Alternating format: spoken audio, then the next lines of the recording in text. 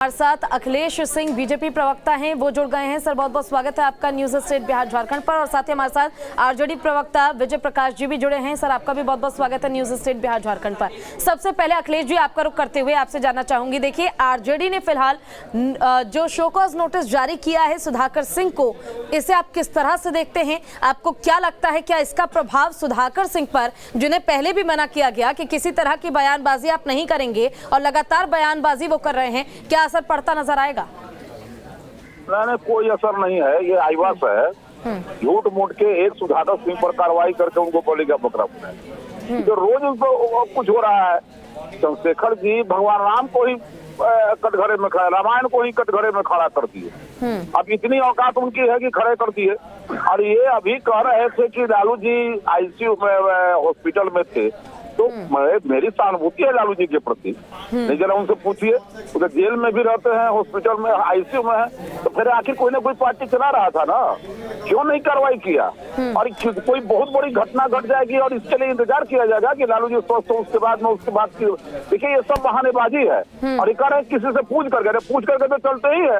वहाँ लालू परिवार का अगर कोई व्यक्ति कर्मचारी नहीं होगा, लालू परिवार के अंदर इतना उनकी भक्ति नहीं होगी, तो आरजेडी के अंदर कोई रह नहीं सकता है। और सवाल उठता है कि केवल हम तो ये कह रहे हैं कि आप केवल नोटिस कर रहे हैं, कार्रवाई कब करिएगा? चंद्रशेखर जी पर कब कार्रवाई होगी? चंद्रशेखर जी भगवान राम पर बोल दिए, आपको अच्छा लग रहा है? और आप जो है ये सुधाकर जी तो भ्रष्टाचार को उजागर किए थे, लेकिन अभी नीतीश जी को जिस प्रकार से ये लोग छलनी कर रहे हैं,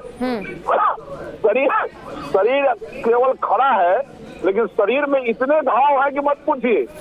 और लगातार ये सब हो रहा है, तो आप एक बात समझ लीजिए कि ये सब योजनाबद्ध ढंग से हो रहा है। और निश्चित रूप से अगर ये कार्रवाई नहीं करते हैं, ठीक बात है, ये इनकी अपनी मंशा है। तो नीतीश जी को भी ये सोचना चाहिए कि क्या जिस प्रकार से वो उनको शिखंडी और बाकी और क्या क्या रोज कुछ न कुछ किया जा रहा है।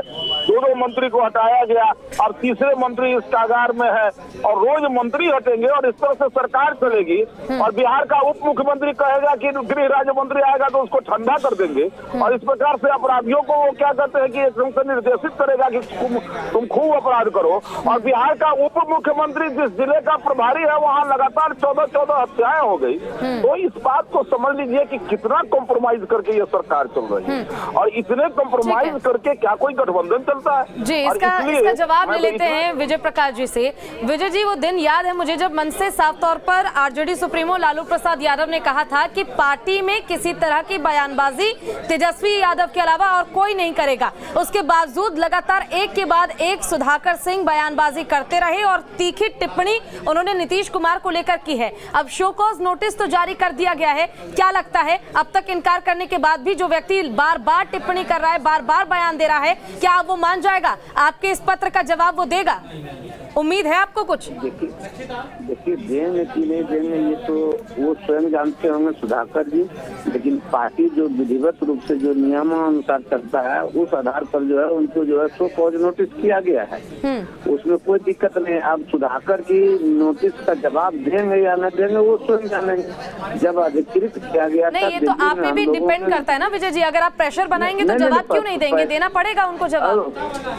अगर आप ही ये सोच लेंगे कि जवाब दे या ना दे वो उनकी मर्जी है, तो ऐसे कैसे जवाब मिलेगा पत्रकार? पूजा जी एक मिनट मेरा बात तो पूरा होने दीजिए। आप जवाब बताइए, आप बात पूरी कीजिए। रहिएगा। हाँ, कीजिए बात पूरी। जब आदरणीय लालू यादव ने यह तय किया कि गठबंधन के विरुद्ध कोई भी यदि आवाज बुलंद करेंगे और यह गठबंधन पर यदि कोई सवाल उठाएंगे, तो वो सिर्फ जो है उसका जवाब और सवाल जो है आदरणीय लालू प्रसाद यादव या तेजस्वी यादव जी करेंगे। ऐसा नहीं कि कोई बयान पर, पूरे बिहार के बयान पर जो है सिर्फ लालू जी और जो है तेजस्वी जी बोलेंगे।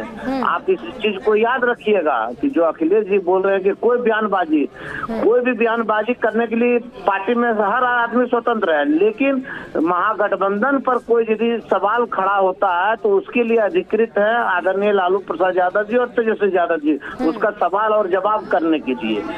और दूसरी बात, उनको नोटिस किया गया, वो 15 दिन में अपना जो है जवाब देंगे। जवाब देने के बाद यदि हम संतुष्ट होंगे करेंगे तो उनको छोड़ा जाएगा, अन्यथा जो है कार्रवाई की जाएगी। धीरे धीरे जो नियमावली बना हुआ है राष्ट्रीय जनता दल का, उस आधार पर किया जा रहा है। इसमें भारतीय जनता पार्टी को कोई चिंता नहीं करना। और जहां तक चंद्रशेखर जी का सवाल उठा रहे हैं कि राम पर सवाल करने का काम किया, तो चंद्रशेखर जी ने रामचरितमानस में जो चौपाई लिखा हुआ है, जो दोहा लिखा हुआ है, उस पर सवाल किया, न कि राम पर किए हैं। नहीं, और देखिए, दूसरी बात, जहां रामचरितमानस को लेकर तो जिस तरह की सियासत हो रही है, ये तो आप भी देख रहे हैं और सभी देख रहे हैं, क्योंकि ये अब केवल बिहार का मुद्दा नहीं रह गया है, ये हर एक लेवल पे पहुंच चुका है। और इसको लेकर चाहे तेजस्वी यादव कितनी ही सफाई दे दे, लेकिन सच्चाई हम सभी जानते हैं। फिलहाल आपने शो कॉज नोटिस जारी कर दिया और आप भी इंतजार में बैठे हैं कि जवाब देना होगा तो देंगे, नहीं देना होगा तो उनकी मर्जी है। तो ठीक है, देखना होगा कि शो कॉज नोटिस को लेकर क्या जवाब सुधाकर सिंह देते हैं। आखिर क्यों बार बार